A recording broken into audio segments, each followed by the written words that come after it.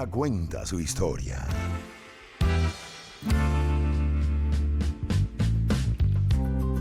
Y en Gladys en Éxitos conocerás el origen de las composiciones. Con Gladys Rodríguez.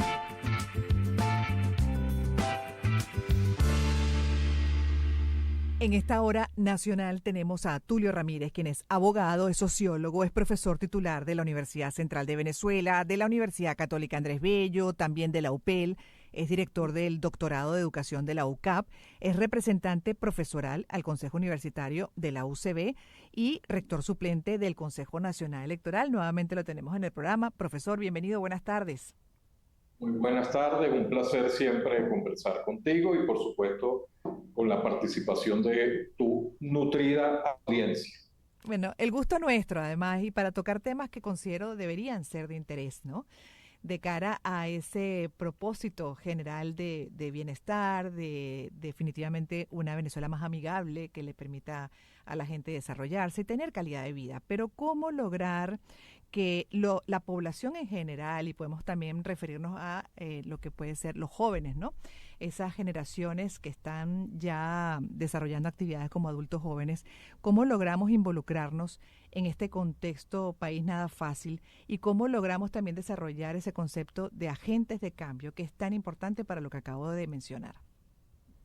Sí, es una pregunta que para nuestro caso no es tan fácil de responder, porque en nuestro país, pues como todo el mundo lo sabe, han habido en los últimos años situaciones que han hecho que nuestros jóvenes no solamente se hayan ido del país, sino que también se hayan decidido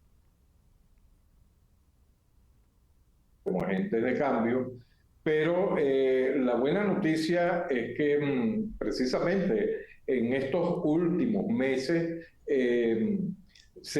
o mejor dicho, en el último año se reactivó esta participación porque los jóvenes vieron una posibilidad real de cambio, de ser escuchados, de que su participación no sea solamente tomada en cuenta solamente para un evento electoral, sino que fueron involucrados en desarrollo de actividades proselitistas, fueron asumidos como protagonistas de cambio, pero por supuesto, ese momento de flujo se ha convertido en estos últimos meses en un movimiento de reflujo por la frustración que todos conocemos.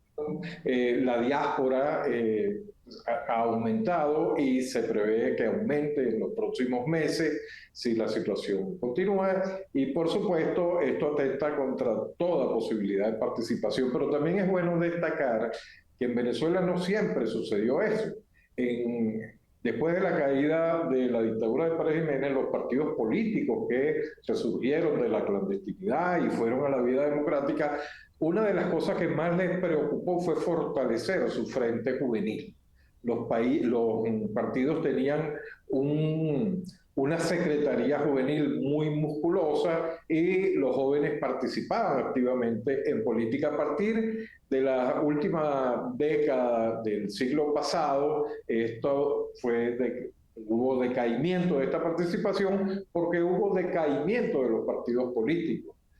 Luego, en los años 2014, 2017, debemos recordar que la participación de la juventud, sobre todo la juventud universitaria, fue bastante fuerte en los movimientos de esos años, que luego devino nuevamente en un reflujo de participación debido a la diáspora. Entonces, ha habido en Venezuela como una suerte de vaivén de esta participación que hemos llamado flujo y reflujo de la participación juvenil en la política. A ver, profesor, pero para entender bien el concepto de agente de cambio, ¿qué implica, no? Y entiendo que para lograr verdaderos cambios para un país, y en el caso de Venezuela, en las condiciones que está, esa función, ese papel como población, esa corresponsabilidad que tenemos como ciudadanos, como venezolanos en cualquiera de la etapa de vida que nos encontremos, implicaría ser agentes de cambio constantes, ¿correcto? Bueno, Verdaderamente activos siempre. ¿Pero qué implica eso? Bueno, eso implica asumir interés por las cosas públicas, mejorar el país no solamente a partir de la formación individual y la incorporación a la economía desde el punto de vista individual, sino partir de la necesidad de participar activamente en las cuestiones colectivas, en las cuestiones públicas, de diferentes frentes. Ojo, no solamente desde los partidos políticos, que sería como la fuente, como diríamos, principal de Natural. natural, es la palabra.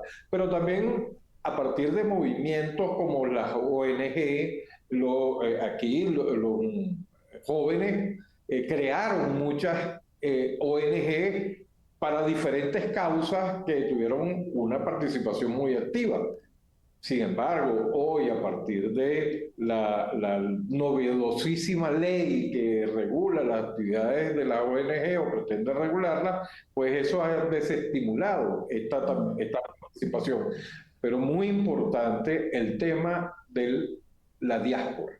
Es decir, nuestro bono demográfico, porque Venezuela vivió una época con un bono demográfico robusto, es decir, un sector de la población activa para el empleo, era muy amplia, que se ha ido adelgazando por efecto de la diáspora, porque los que mayoritariamente se van son los jóvenes. Y esto, por supuesto, está afectando a nuestra sociedad desde todo punto de vista. La participación de los jóvenes en las manifestaciones de apoyo o de rechazo a cualquier causa, estamos viendo hoy en día que está compuesta fundamentalmente por personas de la tercera edad. O sea, Venezuela se está quedando sin nuestros muchachos y eso afecta no solamente la vida social, sino la economía y, por supuesto, la política, la generación de relevo está no dentro, sino fuera, y esto afecta cualquier posibilidad de renovación de cuadros en todos los frentes, en lo económico, en lo político, en lo social. Entonces, Claro. es bastante delicado esta situación para un país que tiene que salir de la situación económica en la que está y para ello debe contar con esa mano de obra con la Con cual todas las hoy en manos. Con todas las manos también, porque también usted mencionaba la tercera edad. Es una tercera edad que además está muy activa, consciente de lo que significa perder, ¿no? Perder al sí, país y todos esos derechos fundamentales para esas nuevas generaciones que se vienen formando. Entonces, al final es una mezcla de muchas cosas, profesor, y me gustaría con usted precisarlas, porque el agente de cambio, según como lo veo, ¿no? Dentro de mi visión e interpretación de esa función, de ese rol ciudadano, básicamente implica no solo estar activo, como usted dice, a través de una organización política o a través de un sindicato, a través de una ONG, por ejemplo, algún proyecto social, sino también en ese comportamiento diario, ejemplar. Ya ahí, ¿no? Con valores como la solidaridad, el respeto, justamente la valoración de los demás como sociedad, como grupo, construye una Venezuela distinta. por supuesto, y esa referencia se ha ido perdiendo en tanto que en la medida en que no se confía, por ejemplo, en la resolución de los conflictos a través del sistema de justicia, hay inseguridad Ah, claro. jurídica. Entonces, eso da paso a las soluciones expeditas, a las soluciones del más fuerte y se van trastocando los valores que tradicionalmente nos han conformado como pueblo, una sociedad democrática, con todos los errores que se hayan podido cometer, pero que ha permitido, por la apertura, a que todos de alguna manera puedan participar de la cosa pública sin temores y Ujú. sin riesgo que Ujú. ameriten que sean pasivos. Adelante. Sí, ajá, como educador, como sociólogo, como abogado, vamos a suponer que se le da la responsabilidad de construir un proyecto para alimentar esta función en el venezolano, como agente de cambio. Que cada uno, no solamente ese liderazgo que pueda llegar, por ejemplo, al poder público, que pueda llegar al poder ejecutivo, sino que el resto también acompañe dentro de las diferentes etapas de transformación. Le toca ese proyecto. Usted, profesor, ¿por dónde empezaría a educarnos para sembrar esto desde la base y de una manera sólida que nos dé estabilidad, nos dé robustez y protección en el tiempo como población? Bueno, Tiempo, pregunta compleja y larga para responder. Es complejo, pero en primer lugar, tú mismo lo dijiste, la raíz de toda esta formación está en la educación formal e informal. Es decir, hay que retomar valores que se aprenden en la casa y se aprenden en la escuela y se practican en la calle. Si un muchacho está creciendo en unas condiciones como las que están creciendo nuestros muchachos, donde no van a clases, donde no tienen profesores adecuados, donde la familia lo utiliza para que pueda ayudar a sostener el hogar, es decir, se pierde la misión de lo que es esa educación porque está sustituyéndose por la sobrevivencia. Y la sobrevivencia no da tiempo de crecer en valores, porque estás creciendo en una jungla inhóspita en la cual tienes que, de manera urgente, procurarte los recursos para que tu familia sobreviva desde dentro o desde fuera de Venezuela. Es decir, repito, el contexto no permite que esos valores se formen adecuadamente tanto en la casa como en la escuela. Entonces es una situación que no es fácil realmente. Y además necesitamos un clima de estabilidad, no solamente político, económico, sino emocional. ¿Ok? Esa paz espiritual que me permite poder ceder para que el otro cumpla con su deber o pueda exigir su derecho. Es decir, en ese contexto, eso es una sociedad sana. Y en ese contexto no necesariamente estamos en mucho trastocamiento, pero confiamos en que Venezuela volverá a su redil, como años atrás que añoramos, donde la educación siempre nos permitió no solamente la movilidad económica, sino social y, por supuesto, las buenas costumbres permaneciendo como Sí. mecanismo de interacción. El rescate de valores esenciales, democráticos, ciudadanos de vida, como siempre digo, que defiendo y sostengo como base para un verdadero cambio.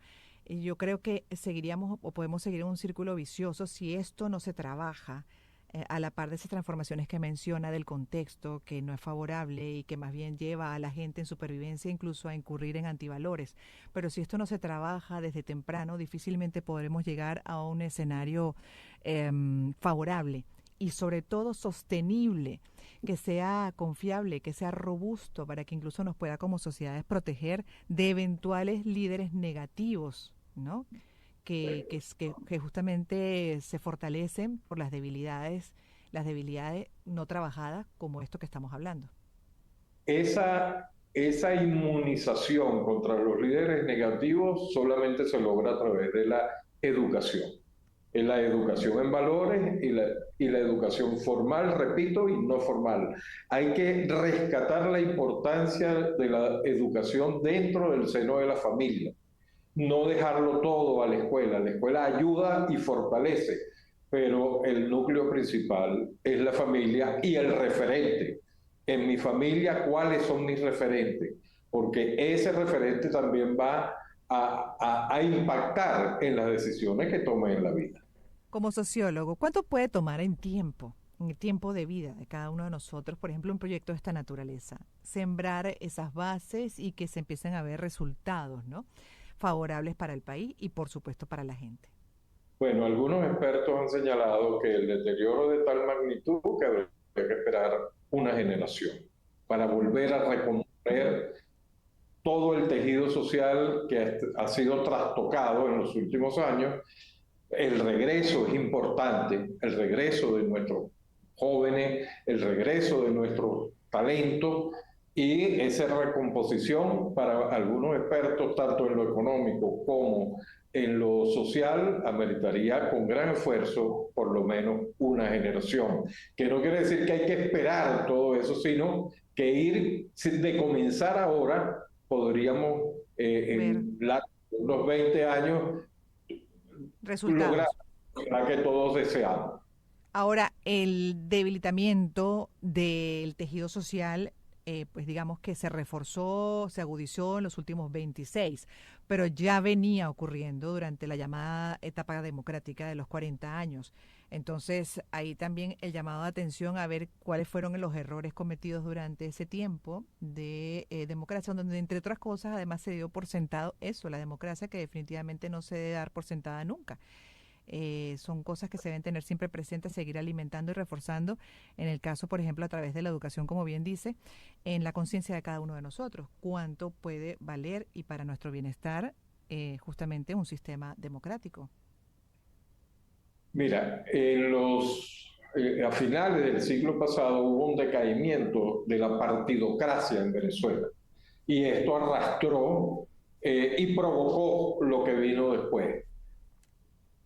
Me decía en una oportunidad una vieja dirigente educativa de uno de los grandes partidos de la democracia representativa que Venezuela tuvo, o los venezolanos tuvimos un descuido en la educación. Nunca enseñamos democracia, lo dimos por sentado. Y a mí eso me hace reflexionar, porque el papel de la escuela, entre otras cosas, la convivencia que se enseña en la escuela tiene que ser la convivencia democrática y los valores democráticos. Y de acuerdo a esta vieja dirigente de uno de estos partidos, esa reflexión es muy importante. Nos pusimos a enseñar cosas muy importantes, pero dejamos que de enseñar la democracia, la dimos por sentada, la dimos por imperecedera y que nunca la podíamos perder. Lo que Y pasa es que tampoco se puede quedar en el plano teórico, profesor, porque mucho de lo aprendido también en los colegios se queda en el plano teórico y hay que buscar la manera de explicarlo en la práctica, en justamente qué representa y cómo eso pues se puede traducir en nuestra cotidianidad. Esa valoración en la cotidianidad, de tener conciencia para entender que cada paso que damos, ¿no? Dentro de ese marco, pues tiene un gran significado porque está enmarcado en libertades. totalmente de acuerdo, en la escuela y no solamente se debe enseñar competencias, sino también ciudadanía. Y en eso a lo mejor no se Fallo cumplió grande.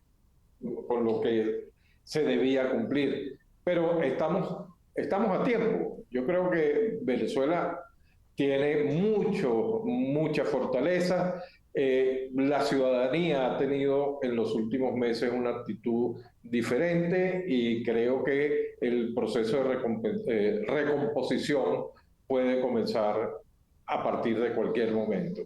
Pero me impresiona, profesor, y ya para terminar esta reflexión también que me gustaría que compartiera con nosotros sobre la tendencia, no solamente en Venezuela, lo vemos en general en el mundo, de algunas personas. En el caso de Venezuela ya por experiencias vividas, digamos que es una minoría, ¿no? Pero vemos en general voces internas y también internacionalmente que abogan por un sistema controlador, que más bien consideran que es lo mejor que puede pasarles, ¿no? Y procuran fomentar ideas autoritarias, las celebran, pues las alaban e incluso a veces hasta la idealización de figuras caudillistas.